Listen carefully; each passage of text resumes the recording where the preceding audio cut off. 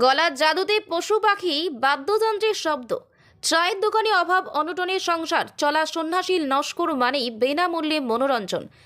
একই কণ্ঠে কখনো কুকুর, কখনো বিড়াল, কখনো ময়ূর, কখনো বা কোকিলের ডাক। এই করেই মানুষের মনোরঞ্জন করে আসছেন তিনি।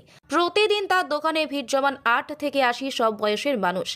একসময় হাতে বহু কাজ ছিল, বর্তমানে হাতে তেমন কাজ নেই বললেই চলে। কাকে ডাক ডাকতাম, কাক বহু জ্বর হয়ে যেত। বাজারে বাজার করতে যেতাম, মা পাঠাতো এই বাজার করে নিয়ে আয়, আলু নিয়ে আয়, তেল নিয়ে আয়। ডাক ডাকতে যেতাম, কাক বলে মাথা ঘুরত। আমি কাকা ছেলে বাইরে বেরোতে পারতাম না, কাক আমাকে যেন দেখতে পেলেই টাকাটাকে আরম্ভ করতো।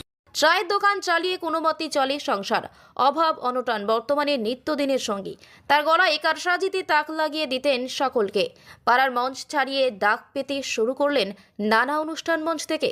পেশার টানে রাজ্যের বিভিন্ন জায়গায় স্টেজ শো করার পাশাপাশি কলকাতার একাধিক প্রেক্ষাগৃহ এবং দূরদর্শনেও অনুষ্ঠান করার সুযোগ পেয়েছেন তিনি। যদিও তাতে সেভাবে আয় না হওয়ায় চায়ের দোকান চালু করেন।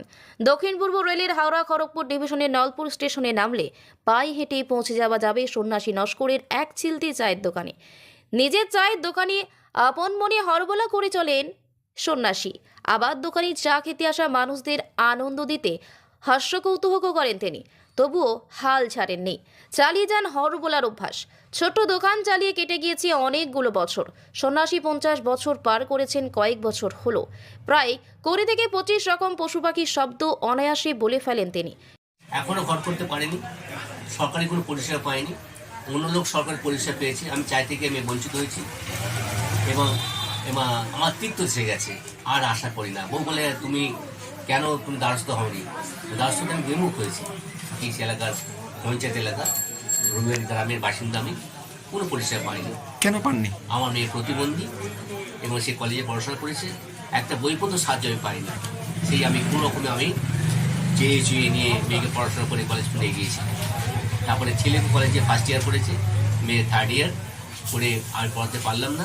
সংসারে স্ত্রী, পুত্র এবং এক বিশেষ ক্ষমতা সম্পন্ন কন্যা নিয়ে 4 জনের সংসার। চা খাওয়ার সঙ্গে সন্ন্যাসী নস্করের গলায় হরবোলা ও হাস্যকৌতুক শুনতে সকলেই মুখিয়ে থাকেন। সন্ন্যাসী নস্কর বলেন, মাত্র 9 বছর বয়সে নিছক মজার ছলেই বিভিন্ন পশু পাখির ডাক ডাকতে শুরু করেছিলাম। ছোটবেলায় সেই মজার অভ্যাস আজও ছাড়তে পারিনি আমি। 17 বছর বয়স থেকে আমি এটাকে পেশায় পরিণত করেছি। তবে হরবোলা করে যে আয় হয় তা দিয়ে 4 মানুষের পেট, সন্তানদের পড়াশোনা চালানো কঠিন হয়ে পড়ে।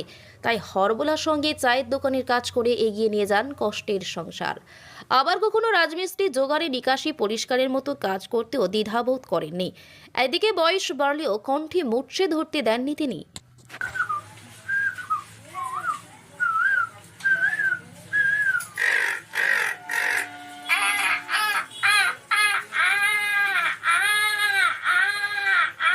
অনেক রকম কুকুর থাকে, ধরুন কুকুর কেউ ঢিল ছুঁড়ে মারলো, সেই ডাক আলাদা। কুকুর ভয় পেলো, সেই ডাক আলাদা। ধরুন কুকুরকে মারলো, আঘাত পেলো।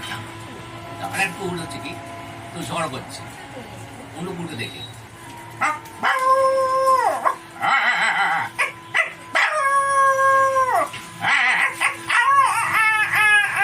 মানে কামড়াকামড়ি করলে একজন পরাজিত হলো।